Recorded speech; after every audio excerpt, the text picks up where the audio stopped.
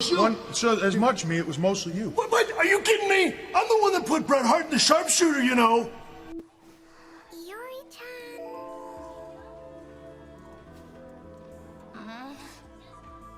Good morning, sleepyhead. Alright, look at this picture. What do you see? What's the first thing that catches your eye? Is it the sunlight shining through the window? Maybe it's the people in the background. Maybe it's the pictures on the wall in the back corner there. Hey, I'm not gonna judge if that's the first thing you see. Those are some pretty cool pictures, man.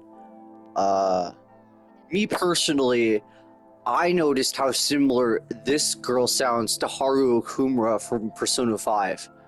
Now the rest of your face is red. Hi, my name is Sean Don Q, and this is me talking about 13 Sentinels Aegis Rim for roughly 10 minutes.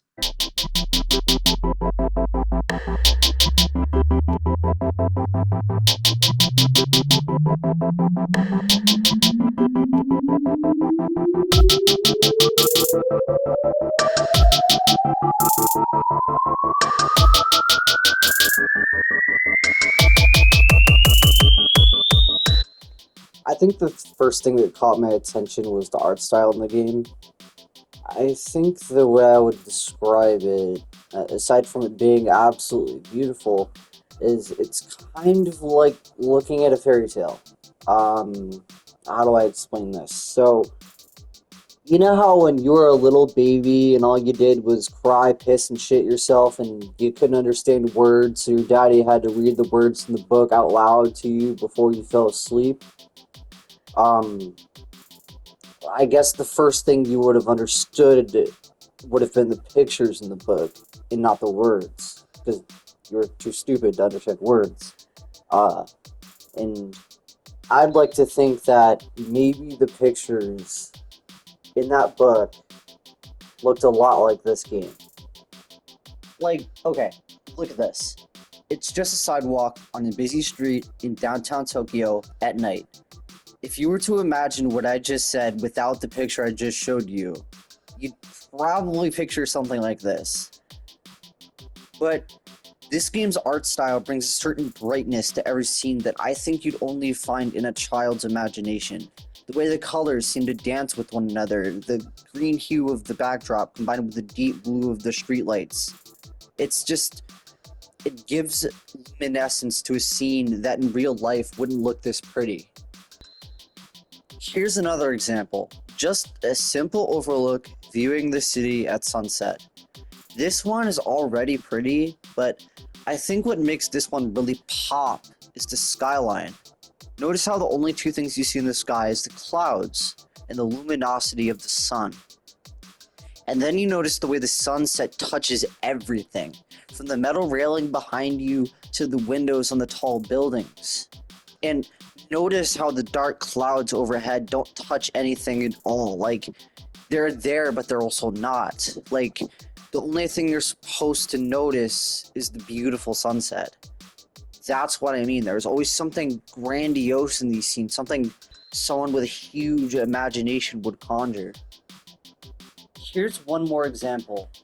It's a nurse's office in a school. Just for reference, here's what a real-life nurse's office in a school looks like. I know, super boring. Anyway, the first thing I noticed about this scene is mostly everything has this sort of green hue to it. The floors, the medicine cabinet, the curtains, they've all been touched by this greenery. And then you see the sun shining through the window and you realize it's like the nurse's office has been touched by nature itself. That tree in the backdrop spread its roots into the room and it rooted all over the place, metaphorically. So it's kind of like how in the last scene, the main focus was on the sun, like how the sun kind of had this feeling like it's just the most magnificent thing in the scene. This scene, the focus is on the tree in the back.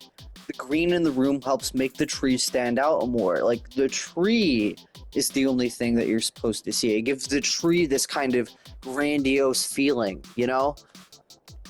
Another thing I want to touch on is the character design.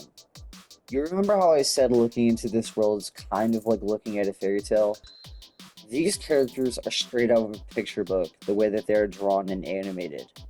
Also, they look and act believable, like they belong in this world. Kind of a side note, but I firmly believe that if you put Shuon Noguchi into the real world in the 80s, he would probably replace Ryder Strong as Sean Hunter in Boy Meets World and look better doing it. Like, come on, man. Oh man, she was so cool. Anyway, the way that the characters interact with each other is cool too, because they don't just talk, you know, they do things. They walk out of their classrooms to go home. They dynamically move when they're having conversations. They act, talk like real people in a real world. And it's honestly really believable and well done. I can't see. Man, Amiguchi's place is the best. Wait, hold on. Any game you want to play, he's got it. He really is a rich kid, huh? I'm jealous. Okay, I can't see. yeah, I I can't know. see. Yep. I can't see. I can't see. I can't see. I can't see. I can't see. I can't see. I can't see. I can't. I can't see. I can't see. I can't.